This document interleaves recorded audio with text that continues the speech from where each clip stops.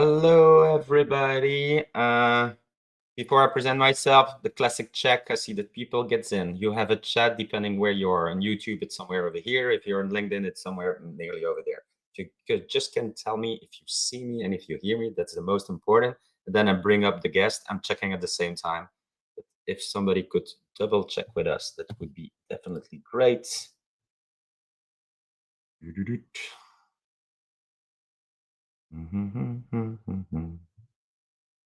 Hey, Kenny, seen in here? Then let's bring up the people over here. Here we go.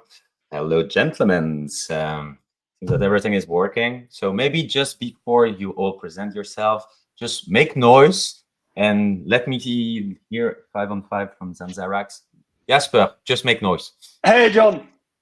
Okay, I hear you. Yeah, did you hear Jasper as well? Yannick, your turn. Hey, John. Yeah, but you have a bad connection because you're more blurry than Casper the Little Phantom, to be honest, on my screen. So I don't know, bad connection. François, how is it Hi, in guys. Corsica? And we hear you? Yeah, cool. It's very good. Cool. And you have the sun. Lovely. Thank you for being there, guys. Thank you, everybody. Thank you for the people telling us that we're live. I already see that we are above 30. Just as a little, no pressure, and guys, at all. 130 people that registered. They will probably not all be there. But just so you know, if I do stupid things today, it's just to entertain the place. If there are a lot of questions, I will need to interrupt you, although that we want to do slightly something different. The question about what we released, keep them short.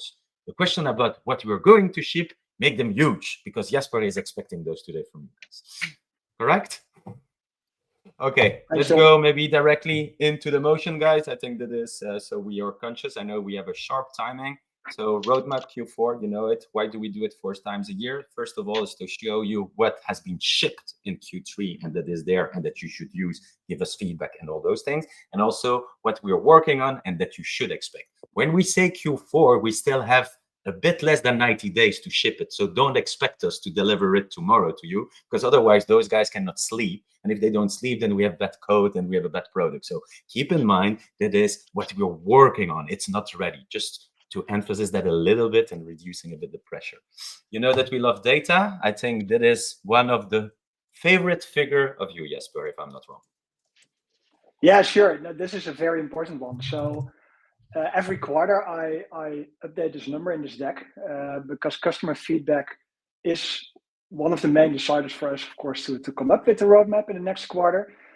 And you see the number every time wildly going up. So we use Productboard to give a quick insight where we collect all the feedback, whether it comes in directly through Luzmo or customer success or support tickets. And François, Yannick, and I process everything. We link it to features, to initiatives that we're planning.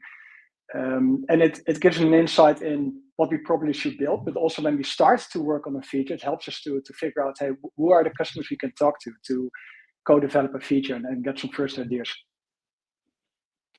I'm sad because it's only 1 a day. I was hoping at least 2 a day in submits. That would be lovely. Let's put ourselves a challenge. Dear audience, can you make this a 2 requests a day so that we're sure that those guys are feed enough about what you're expecting? Shouldn't that be a good target for our guys? With too much. I'd love that. Would be very helpful. You would love it? Okay, let's go for it. So yes, like I said, I think that is what I love the most in my job in SaaS is when you really put basically the roadmap in the hands of the users and the community. And the only way for us to know that, although that they spend quite a lot of time trying to interact with you, and if that's something you like, you should raise up your hand to say, hey guys, we want to talk with you, dear product people. Otherwise, the good way is definitely push more tickets. You have the link so that we can move on. Again, conscious of the time, and it's drum-based time because we will have our amazing François, and François will talk about single sign-on, which was a promise that we made, and that one is live. Can you maybe build a little bit on single sign-on? I know that a lot of the people that listen to us are like very familiar with that word, but why should we care about single sign-on? Yeah, that's a very good question, Jonathan. Single sign-on, it's very important for many customers, especially when you have an organization with a lot of teams or a lot of people, because it's very focused on security. So, and having your credentials centralized. in one place. So just, I don't want to read the slide. I will just show you what we are talking about. And we released a few weeks ago already SSO. So if you are if you want to use it, you can go to your organization. Do you see my screen, Jonathan? Here you go. Now it's live. I just Thanks. switched it. So now in your organization page, you have SSO settings, and you can set all the details to make it work. So it's don't worry, it's not very complicated. It's quite straightforward. We have a lot of documentation. We have academic articles to explain how you can set and where you can find all these details. And we have also guides, especially on Entra and Okta. So Entra ID and Okta. SSO, just as a reminder, our release is working with all OIDC protocol platform. So if your platform is using OIDC, let us know also, and we will try to add a guide or reach out to us. We can help you to connect. And yes, so again, as a reminder, it's very important if you are using your security and the credentials of your company across multiple tools like Slack, Gmails, and everything is centralized. Now with Luzmo, you can also centralize your authentication by adding your SSO tool. François, maybe just to elaborate, and so maybe that people will play the game to answer my question that I was just pushing over here, how important it is for them. In my opinion, SSO is only for enterprise clients. Am I right or am I wrong about that? So it's maybe first for enterprise clients because I would say it has more power when you have a lot of users. So here again is something I want to just it's written on the slide, but it's available. It's available for logging in your Luzmo application. So it's not about your embedded users. So if you have a lot of people authenticating in Luzmo, it has a lot of value because instead of managing all the credentials only in Luzmo, you can manage that in your centralized and secured and IT-proofed application. So the Okta, Entra, whatever it is. So yes, again, it's mostly for enterprise, but we are seeing now more and more also SMEs working with SSO because it's more convenient and it's again more secured. Thank you, Eelco and Craig. They said it's a lot, so very important and somewhat. Would be curious to know if those are enterprise clients. Maybe just a use case, just to make it really crystal clear for the people, and correct me if I say something wrong about this, François. Somebody leaves an organization. If you block it from that end, it would basically automatically block that people as well in Luzmo, for example. That would be a good use case. That's a very good use case. So that's the idea. Our first iteration is not automatically doing that, but indeed that's something we have also planned to support. Yeah, because that's like, for me, the classic story from what I know from my previous life, you know, that lovely Excel sheet where they say tool A and user, and then those people leave and basically they do a reset, they change their account and they can still use platform. It's pretty cool not to pay Adobe, to be honest, sometimes can be useful. But yes, okay, I had the good use case, so I feel good. Thank you, Jessie, as well for answering. So guys, just on 3 people out of more than 70 people that are online at the moment, nobody said it's useless. So guys, you shipped something useful for the users. Okay, let's move to the second one then. That's a tricky one for me, François. That's a tricky one for me. So why? Why, Jonathan? I don't know. For me, it's still strange in the actual world to think about exporting data. You know, for me, that's if we talk security, for example, for me, that's the major risk of any kind of data leak potentially when you start exporting from your platform. So, but it's maybe a personal impact, huh? But so I would first, that's a very valid point. And just to ensure that we are talking about security as well here, our feature, the live file export, it's following all the security process we have on Luzmo for other features. So it's secured. The export will be also secured. What does it mean? Just to very quickly, and then I will go back to the why it's important. Live file export, it's for regular tables. When you are using tables, you can have millions of rows. It's possible. I mean, many of our customers, they have millions of rows. And then you can have a lot of columns. So the table can be very large. And both large and large. So when it's large and you want to export the underlying data, what is happening? If you are doing that in your browser, it will crash because it's too big and the browser can't handle it. So what we did is that we are doing that asynchronously. Instead of providing you a file or trying to provide you a file synchronously, we will send you a file to an address email. So you will get to your email address the file secured, and you will be able to download it. So that's as simple as it is. So it's great. Why also? Because I agree with you. It's weird to talk about export, but in real life for our customers, very often they have to do audits. They have to do things offline. So they have to have the data. And that's why they're asking us, but why we can't download everything? What we can download a very big tables. So now what is amazing is that they can. And just by exporting the entire table, they can do audits or anything for compliance or offline work, basically, and use that very, very easily. Oh, I agree. Yeah, it's just for me that notion of export, but I 100% get you. I think sometimes you need to crunch data, and you don't need an application for that, and you want to use your own set of tools like a business intelligence local tool or something like that.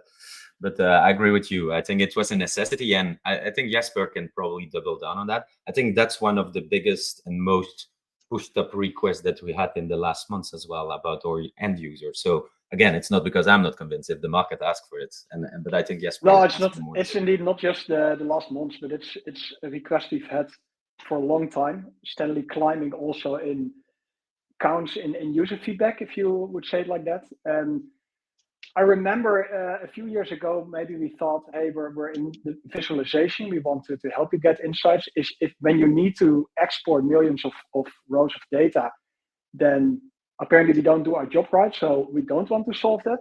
But we came around from that because there are a lot of good use cases where you want to get your data out of the system and do some other things with it, like Francois mentioned. So this is one of the features that indeed was requested and we delivered. And probably somewhere in the future, we do more on export options as well. And there is one thing that I kind of like about that for me, as a buyer and not the marketeer at Luzmo, it's also for me a way to show that we don't try to lock in any clients. Basically, it's their data, so they can always export the data.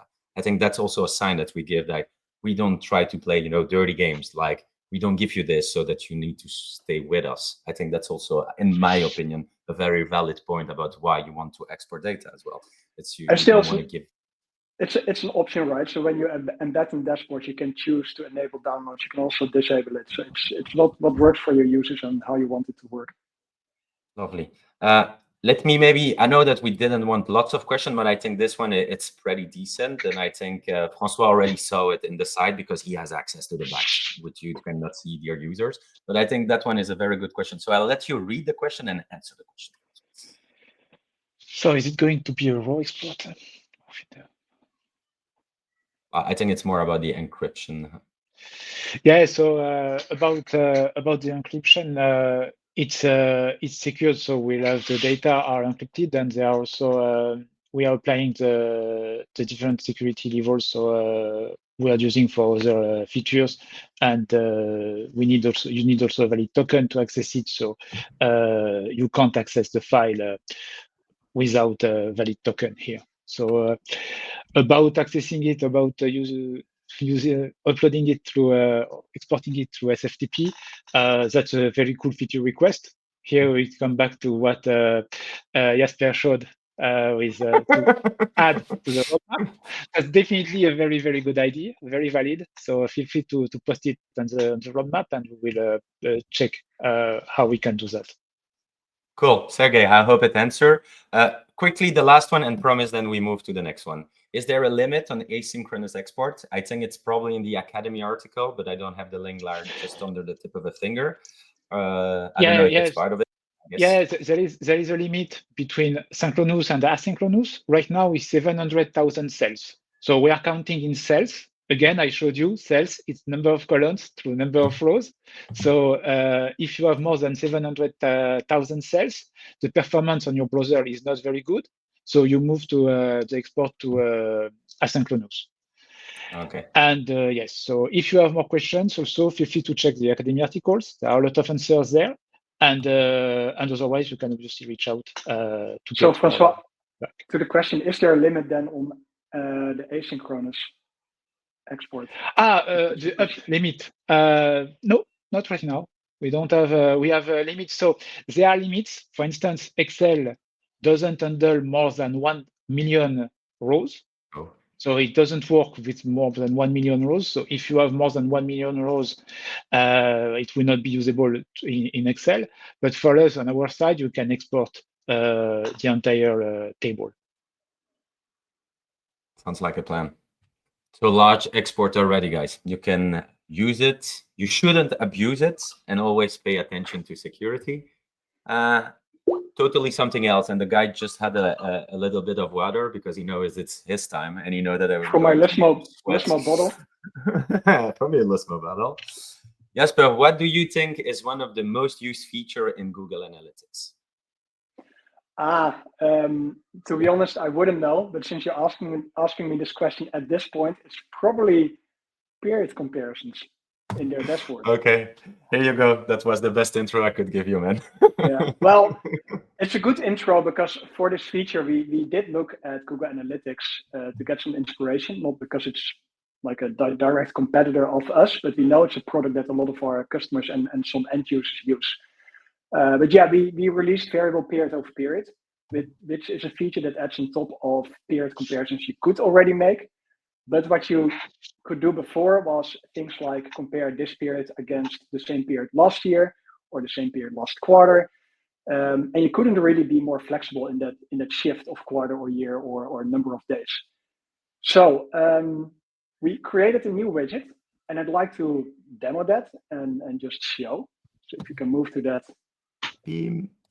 I'll go into that mode. Yeah. You see the new widget on the top here, which we call the date comparison filter. That allows dashboard users to compare two periods that are completely variable. So any number of days against any number of days or weeks or quarters, depending on your date level. So I'm looking here at a chart with usage data, Luzmo usage data. And you see that in the last days before a roadmap webinar, we see that the number of users spike up. But we never really have the roadmap webinar at except the same point in a quarter. It's always like a week earlier, a week later, it's Thursday or Tuesday, so that differs. So if I want to compare this to the usage numbers around the roadmap webinar last quarter, I can do that here as a user, and I need to make sure that I select the right dates here, which was in June, or started in June. And the webinar itself was the 2nd of July. So I'm going to select the 3 days up to that roadmap webinar and compare it here also with the 3 days up to what we have now. And now I can compare these two periods of usage numbers against each other. So we see that we have a bigger user spike this time than last quarter. You can do a lot of more fun stuff with this. For example, quickly switch to another tab. Something I really like is actually comparing data across categories, which is something that's also new, also for the other period comparison options. You can now do this comparison over categories, not just over time, like I just did before. So I can pick any other date here in an e-commerce data set. I'll just pick a week, and I can compare units sold of my last week against a comparison of another week across periods and see what outperforms or underperformed compared to that other event. It's really interesting what you do. You always compare a period to another period. What I'm always doing when I use period against period, I use the period versus the same period the year before to see how I was evolving. You know, it's like my classic usage, I would say. But so it's funny to see that you take really a block versus a same block within a year, where I compare a period of 2015, 2025 against 2024.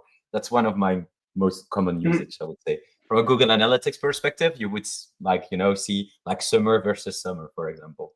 But so I think it's a good way to see other examples. I kind of really like that. Yeah, so like the most common use case still is what we already supported are comparisons where you compare, for example, this quarter against the same quarter last year, or this month against the same month last year. But that's a fixed offset. You shift your comparison by a year or by whatever fixed time period, and your dashboard user cannot control that. And that doesn't work for things like some actual cases that we discussed with customers are there's a congress and you have a product around hotel bookings, and that event that's not always happening. It might happen in the same month, but not exactly in the same weekend and the same date. So if you want to compare your metrics of that event against the same event last year, your users need to be able to really pinpoint that weekend or that event time. Makes sense. Here we go. I'm conscious about time, and so you're lucky, Jesper, because you will spend a little bit less than what I was hoping to do. But otherwise, Yannick will tell me, John, we're not here for 2 hours, and which would be right as well. So just so the audience know, I wanted Jesper to define every word that looks like a buzzword from this slide. So agent, API, workflow, Luzmo IQ. But I think it will be a bit tough to do it that way. So I will let you really get us up to speed with all the information that you put in this slide. So make sure that we are all excited and that we all understand it. It's a dangerous area, all these AI buzzwords, because it seems like what is what changes every few months. We don't try to reinvent the wheel. We aligned our terminology against or with what OpenAI is using to make sure that it's what a lot of people are already using or familiar with. But this is fresh off the press. We released this yesterday. A lot of the release messaging still has to go out to you. But basically, we already had quite a few AI capabilities, and a lot of that was packed in our product Luzmo IQ, which is kind of a data analyst that can do a lot of different things to answer a data question with a chart and a written answer. But we took the step now to break out all these little AI capabilities into individual APIs. So all the black blocks you see here, creating a data set, column descriptions, or finding relevant data sets or columns, or creating a formula, searching for relevant data sets, or kind of a semantic search. All these things are now individual APIs that you as a customer have access to and can reuse. So if you're building your own AI automations, workflows, AI features, and that feature needs some kind of data capability, have a look at these, and you can use them to power that step in your own workflow. And to come a bit, John, then to the terminology, because I can try to make it quick and hope it doesn't spark too much discussion. The audience is kind, because I tried to ask them which word you should. Yeah, I see it. Basically, but they are really kind because they didn't jump on it. If I was in the audience, man, I would have used them all.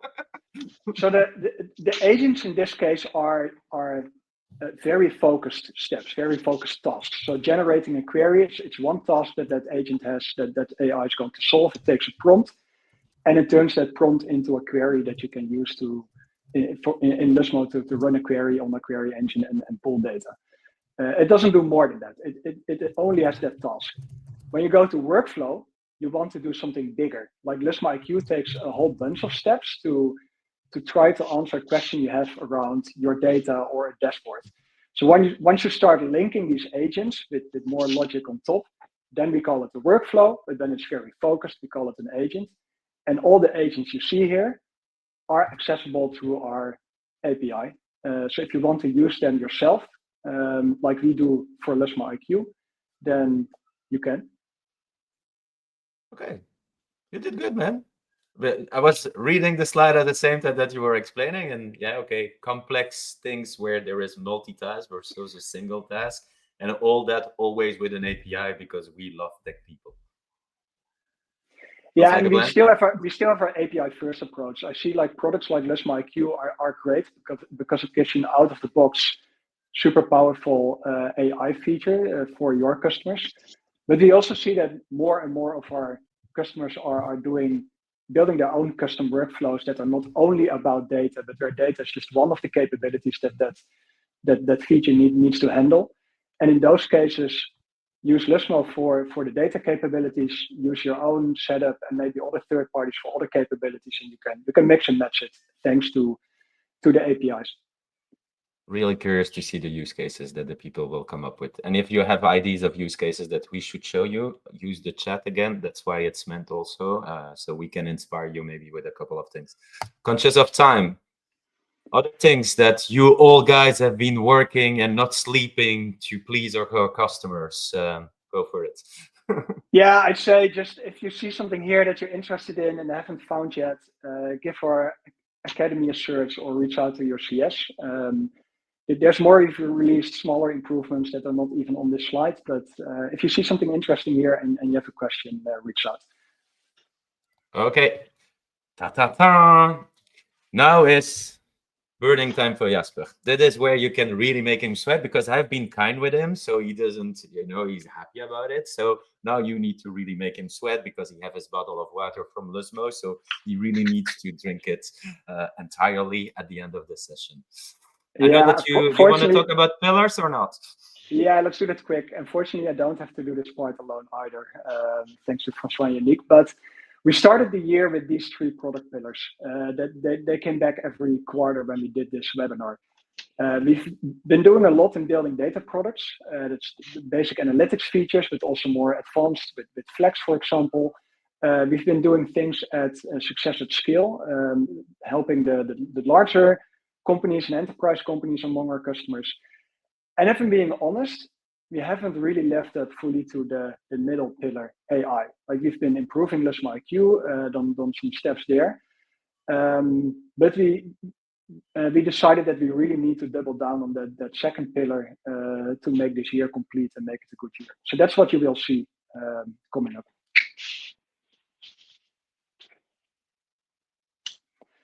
So without going too deep in each feature, because we'll cover them deeper, these are the 4 features that you see in the blue purple blocks that we promise you we will deliver this year, and also would love to work with you on if you have feedback on it or ideas for it. So these are the 4 mainly AI pillar focused features that the teams are going to work on. First up, we have big plans for the Luzmo Studio. Second, we see that whatever you build with AI, that good data quality is still one of the main deciders of a good AI feature and good quality as output. So we're going to build something interesting to help you there. Then Luzmo IQ, like I said, is a very powerful tool that helps you to answer data questions, a data assistant for your users.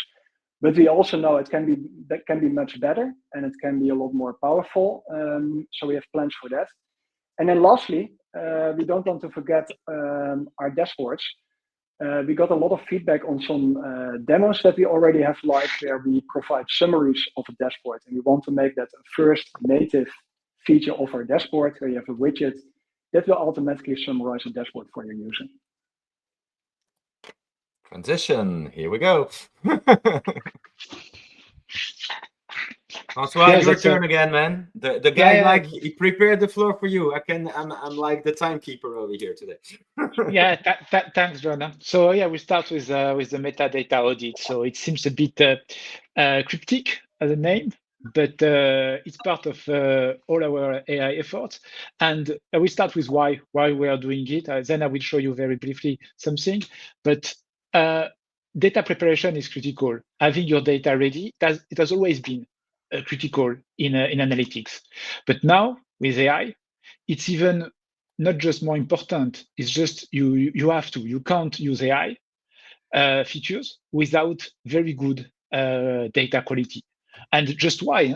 Because if you're asking, or if AI is trying to answer a question, and the question, the answer of the question is from data not really clean, the result will not be as good as you expect.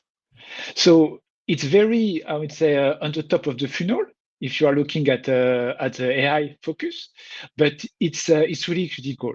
So, but just to show you what we'll do and how it will look. Sometimes François, I need to say something. You just said, and I will be rude because I love to do that sometimes. Go. You're telling me shit in, shit out? Is that what you're telling us at the moment? I mean, indeed, but that's the case, especially the case with AI, because everyone is sometimes complaining about the quality of the responses or the trust. Can you trust the responses? And how you can trust a response if the quality on top of your data set is not as good as it should be. So that's I just 100% agree. I 100% agree. Cool. But that's why I think, and sometimes we have a tendency to forget that if you feed bad the machine, you cannot expect gold at the outside. And that's why it was rude, because then sometimes people think back, but at the end, we get blamed for something that we cannot fix by magic. Although yes. François can stuff to fix it. Yes, so now that's what we want to do. I explained why it's important, and here it's basically what I showed you here is a data set. I mean, you have if you are using Luzmo, you are used to this data set, and as you can see, I'm not sure it's very clear on the screen. You have the names of the columns here, for instance. So you can see that the names of the columns are not very clear. They are even cryptic. I don't know if we can zoom or if I can zoom myself. We can see it fine, better. Is it better now? So basically, here you can see that this column, cust fn text, doesn't mean anything.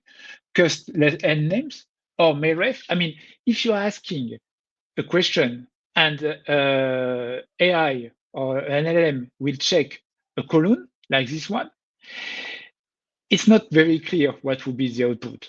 So it happens very often. Our customers are spending a lot of time to make very good data, but sometimes you don't have time. You are using a data set not really ready for that, an operational database. So sometimes you don't have a very good quality, and then, like you said, the output is not as good as it should be. And here an example with a name, an example with an amount here.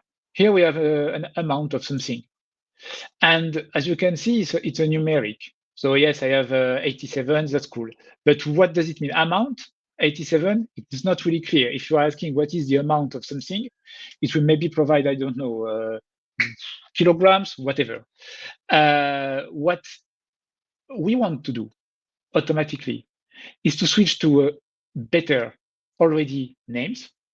We worked with AI, we tried to improve, and we detected issues with some columns names, and we are suggesting improvements.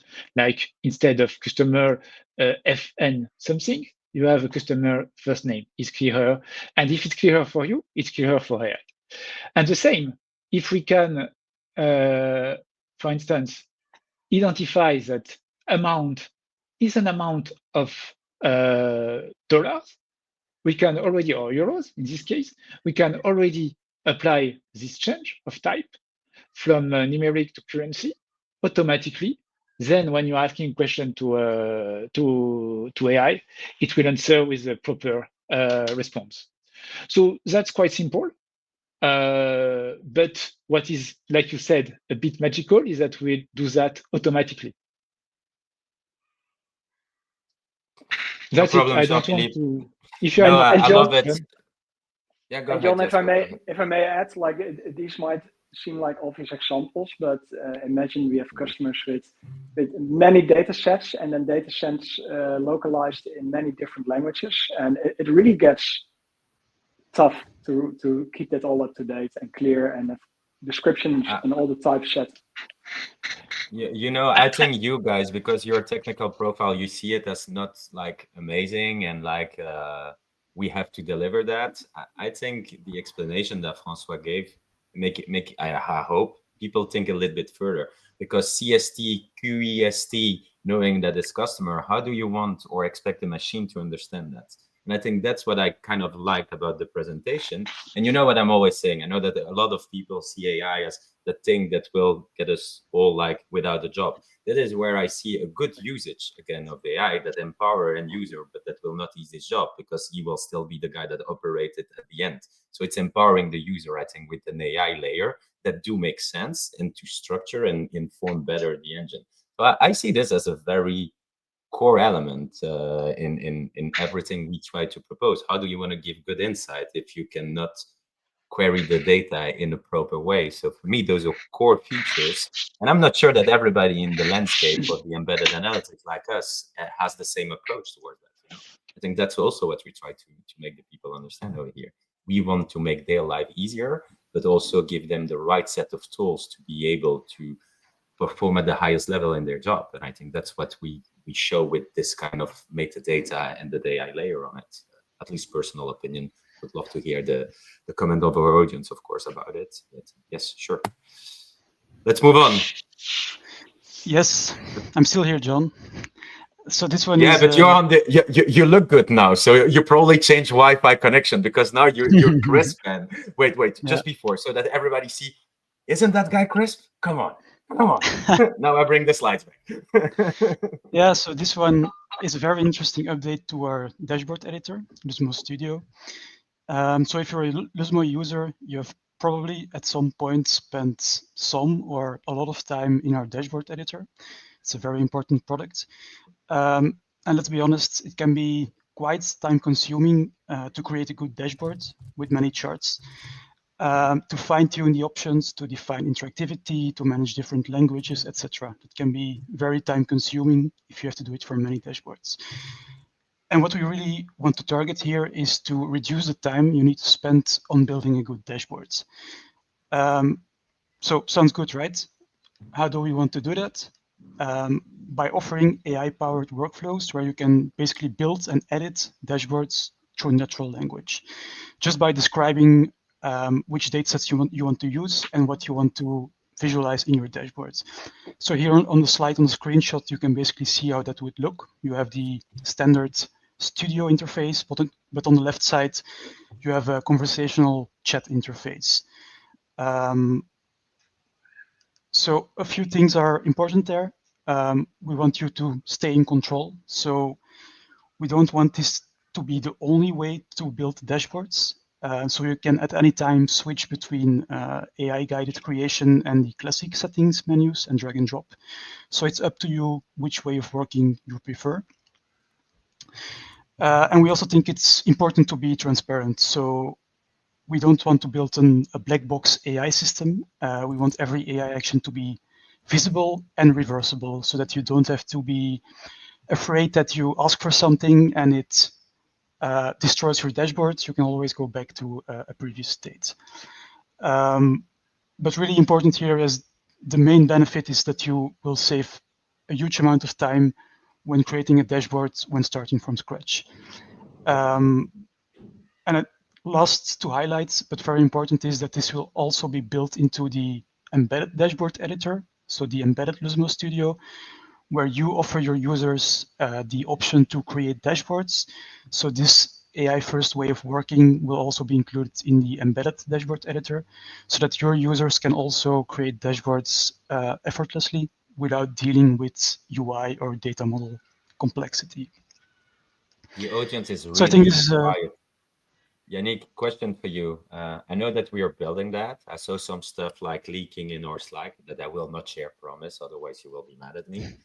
Will the people be able to experiment that in our trial at the moment in time? Yes, that's the of purpose. course. So okay. once we launch this is by default available in the trial experience as well. Connie, you hear it, huh? So Connie is the lady that makes this happen every quarter, by the way. So she's in the backstage. So she hears you, man. So now we will have to ship it, huh? For Q1. Everybody want to play with that. Huh? No, great stuff. Good to I hear. think, again, a good way to see where AI can bring more value, I would say, to something instead of always thinking like a revolution. I see this as the upgrades that we are in. I'm more and more convinced that it's an empowerer than anything else at the end. So yes, the little clips that I saw are pretty slick and sick, to be honest. Yeah, absolutely. I think step by step, people are getting more and more used to creating things through natural language. I see it with myself as well. So I think building dashboards is a logical next evolution of that, and will save you a huge amount of time where you don't have to navigate the complexity. Yes, let me make 2 seconds here. Here, some promotion for Yannick. So you put pressure and you ask that guy to make micro videos on his personal LinkedIn with 10, 15 seconds, as long as he's developing, so that I see those clips appearing. He's really good at it, by the way. So you should connect with him, and then you send in a little DM and say, I want to see that AI transformation in the dashboard happening. So I'm sure that Yannick will make a couple of videos for us. That was pressure time is on, but he's used to it now, so it's not fun anymore. Move on. Dashboard summary. All right. AI dashboard summary. So I already quickly introduced this, but let's walk one step back, John, because why actually do we have dashboards? No, not the slides, but in the thought process I meant. Okay. Why do we have dashboards and visualizations? It's to get insights from data, right? Like you don't want to just put up a big table with the 7 million cells that Francois talked about. It can be useful as export, but just to present that to get an insight and expect your user to get an insight from that, that doesn't work. So that's why dashboards exist. That's why data visualizations exist. But then we see that dashboards still can become so elaborate because there are a lot of metrics that you might want to keep track of, that again, it becomes tricky to figure out, okay, I now have 10 important metrics, 20 slides, or 20 visualizations. What should I look at? And that's what we aim to solve with the dashboard summaries. It's like a quick executive summary, a few lines of text telling you what's happening in your data on your dashboard. And maybe by reading the summary, you can already figure out, okay, I can skip the first 3 charts, and I need to jump into something that spikes or something that is mentioned there. Is it speed, basically? Is it partially speed and being able to go faster? It's a bit that as well? As a consumer of the dashboard, so yeah, as a consumer of the dashboard, this should help you to get that insight that's important to you faster, to spend fewer time figuring out what to look at and spend more time actually doing something useful with your data or acting on the decision. Makes sense. Cool. There was no demonstration, and if people want to see this, but I know that we still have it in some kind of demo app. But you told me that we have more to tell. Yeah, no, let's just share, John. Like we have our demo app. That's also where the screenshot comes from, where you already see that working. But what we're building is a more elaborate summary that will work in the dashboard editor that Yannick showed. You can edit as an item, like you would add a chart or a filter. And it would automatically take the dashboard that you're building into context. So we're going to make it a true, as you could call it, first-class citizen among our charts and filters. You know what I love about technology and the fact that we are live? Yannick is there, Yannick is not there. Yannick is there, Yannick is not there. The poor guy, he must be like really pissed about the internet. Okay, this is for you as well, Jasper. So I'm happy because he didn't crash on this part, so I feel safe. So no. You talk about Luzmo IQ, and now you talk about Luzmo 2.0. Did you make a little brother of the first one, or what's the idea? No, it's a second version of Luzmo IQ.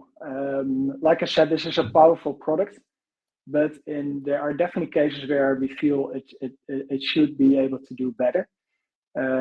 Also, a lot of the tools and capabilities, not just the models, but the patterns around how you can build AI tools have changed.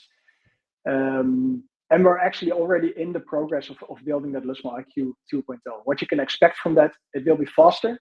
And if you're a user already or a customer already, you should notice the first improvement already today with the release we did this week. But we're going to make it even more faster, much faster. We're going to make sure that it's more accurate. There are better ways to do it now. And also use AI better for what it's good at, like making plans, deciding what step to take next, and using everything we already have in Luzmo to make sure that things stay consistent and AI as guardrails. So I can dive into deep technical explanations about everything that we're now changing under the hood. But a short summary is, if it's about guardrails like we're querying data, we want to make sure that a number that's presented is a real number that's not hallucinated, that exists in your data set with the right calculation and right formula behind it. All of that is something that we can already do with our query engine, our access control layer, and we're going to make more use of that while giving the AI more power to decide, hey, I didn't really get the data back that helps me answer that question. So I'm going to take another step before I go back to the user. I'm going to ask the user for some input.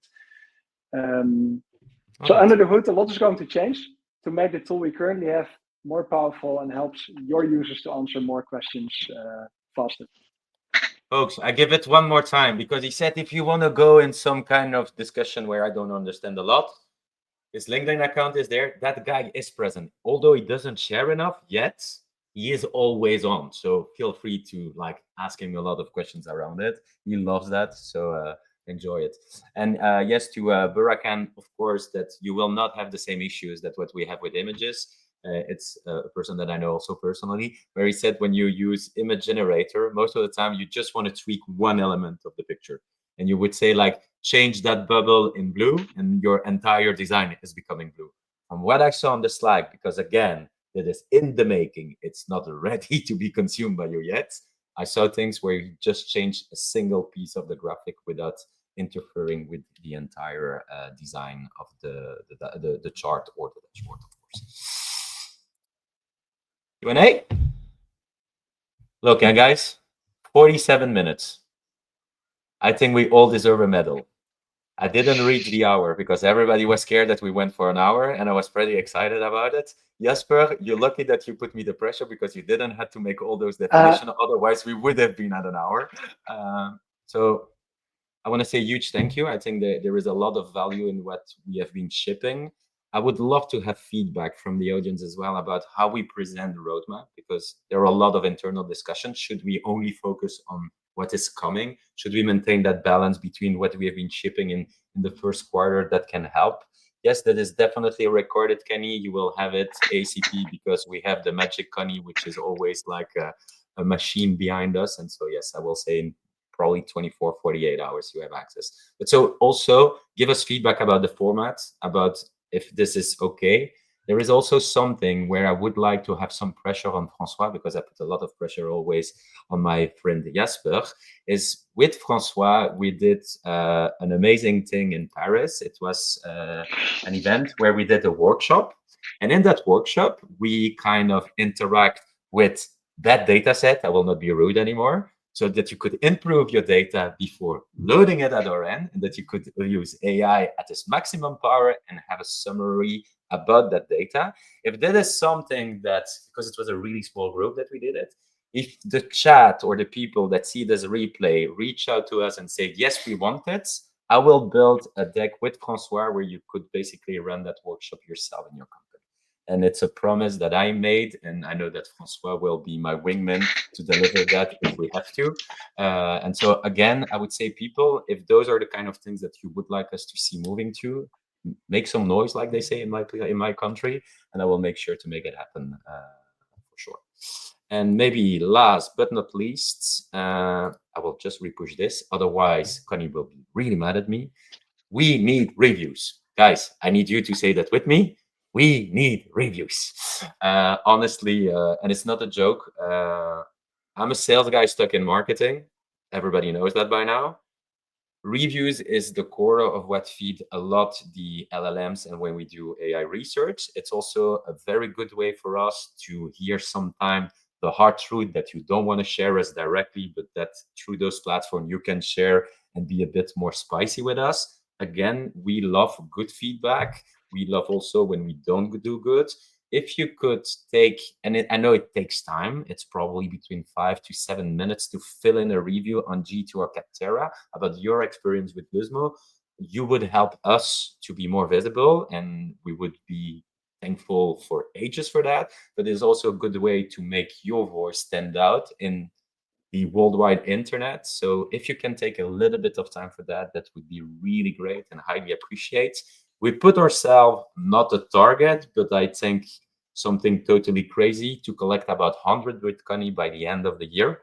So it's a pretty hard one to reach. So if already I see that we're with 50 plus still online, if even 50% do that, I have already 25% of my target, and then 𝘆cie will be happy because I've been pushing very hard during the webinar.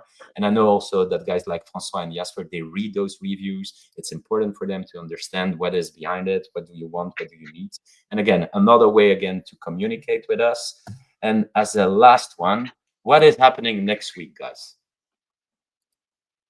And they were not aware that I was going to ask that question. So I love the eyes of Jasper, like, what is this guy doing again?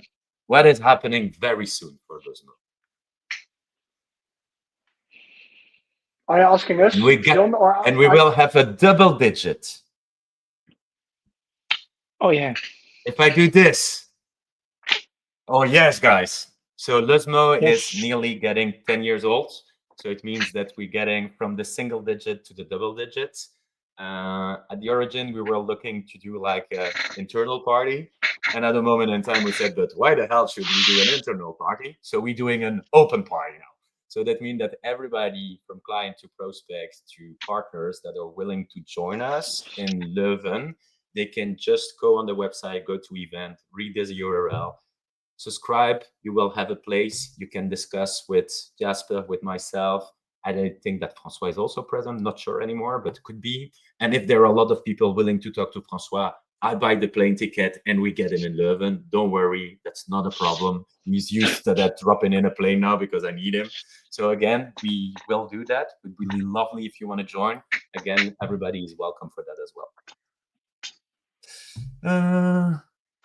Happy birthday. Thank you, Kenny. Karel and Arun will be very pleased with that. And I think a decade, guys, in the world of SaaS, it's, I think, pretty good.